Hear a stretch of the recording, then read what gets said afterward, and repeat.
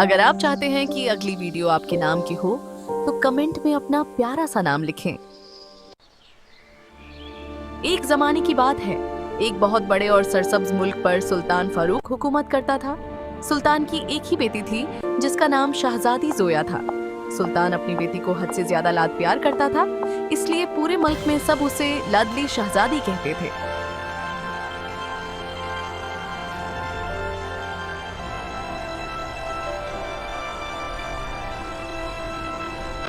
जोया के पास दुनिया की हर नेमत थी।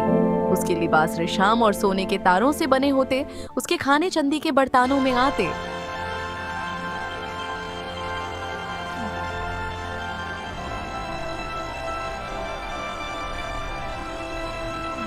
और उसकी हर जिद पलकों पर उठाई जाती। लेकिन इस बेइंतहा मोहब्बत ने उसे थोड़ा जिद्दी और मगरूर बना दिया था। वो समझती थी कि दुनिया की हर खुशी, हर रिश्ता और हर जाज़्बा सिर्फ पैसे और ताज और ताख्त से खरीदा जा सकता है।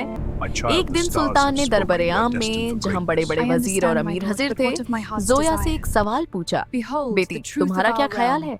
क्या तुम्हारी ये सारी खुशियां और ये इज्जत मेरे खजाने और मेरी सल्तनत की वजह से है? जोया ने बड़े फख्र से गर्दान उठाकर जवाब दिया, बिल्कुल बाबा, अगर आपकी ये दौलतें और ये रुतबा ना होता तो मैं ये लत प्यार कैसे पटी?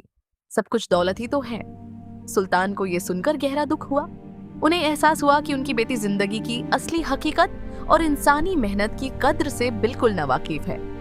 उन्होंने फैसला किया कि जोया को एक सबक सिखाना जरूरी है। सुल्तान ने उसी वक्त एक सख्त हुक्म सुनाया, आज से तुम एक आम लड़की की तरह शहर के सबसे दूर दराज कोने में एक पुराने और टूटे फूटे मकान में रहोगी। जब तक तुम अपने दुम पर अपनी मेहनत से कुछ हासिल नहीं कर लेती, तुम इस महल में कदम नहीं रखोगी और ना ही कोई तुम्हारी मदद करेगा। जोया हैरान रह गई। यूं लगा ये महाज एक मजाक है, मगर सुल्तान का चेहरा संजीदा था। उसे सिर्फ एक जोड़ी पुराने सदा कपड़े दिए गए और शहर की एक तंग और अंधेरी गली वाले घर में भेज दिया गया। वहां ना तो कोई खदीम था, न नरम बिस्तर और ना ही शाही दस्तरख्वान। जोया शुरू में कई दिनों तक रोती रही।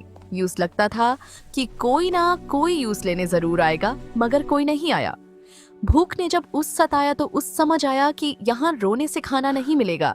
उसने देखा कि उसकी पड़ोसन एक बूढ़ी औरत थी जिसका नाम अम्मा भी था। वो मिट्टी के खूबसूरत खिलौने और बर्तन बनाकर बाजार में बेचती थी। जोया ने हिम्मत करके उसके पास जाकर कहा, अम्मा, क्या आप मुझे ये हुनर सिखा सकती हैं? मैं भूखी हूँ और कुछ कमाना चाहती हूँ। अम्मा भी ने उसकी नार्म हथेलियां देखी और मुस्कुराकर कहा, ये मिट्टी का काम है शाहज़ादी, इसमें हाथ गंदे होते हैं और कमर टूट जाती है। क्या तुम ये सख्त मेहनत कर पाओगी? जोया ने दृढ़ता से हाँ कह दिया। जोया ने दिन रात मिट्टी से दोस्ती कर ली। शुरू में उसके नर्म हाथों में छाले पड़ गए और मिट्टी उसे बोझ लगती थी, लेकिन धीरे धीरे उसके हाथों में एक अजीब सा जादू आ गया। वो मिट्टी को ऐसे धलती कि उसमें जान पड़ जाती। उसने ऐसे खिलौने बनाए जो बिल्कुल असली लगते थे। चहचहाते परिंदे, दौते हिरण और मुस्कुराते हुए बच्चों की मूर्तें। जब वो पहली बार बाजार में उन्हें बेचने गई तो लोग उसकी कला के दीवाने हो गए। उसने पहले दिन चंद सिक्के कमाए और उनसे सूखी रोटी खरीदी।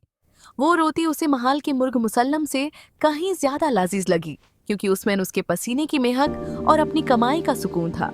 वक्त गुजरता गया और जोया का नाम पूरे शहर में मिट्टी की जादूगरनी के नाम से मशहूर हो गया। लोग दूर दूर से उसके बनाए हुए बर्तन खरीदने आते।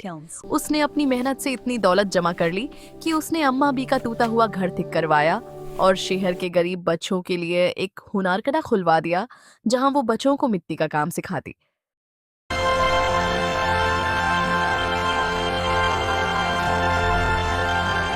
सुल्तान तक जब ये खबरीन पहुंचती तो उनका सार फख्र से ऊंचा हो जाता। उन्हें खुशी थी कि उनकी लदली शहजादी ने अपनी किस्मत खुद बनानी सीख ली है।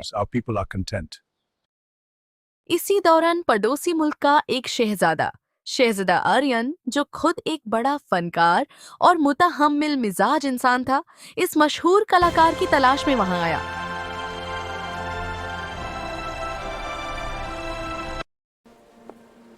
वो बाजार में एक आम लड़की के रूप में बैठी जोया की सड़की। उसकी मुस्कुराहट और उसके हथौन का हुनर देखकर उसका दीवाना हो गया।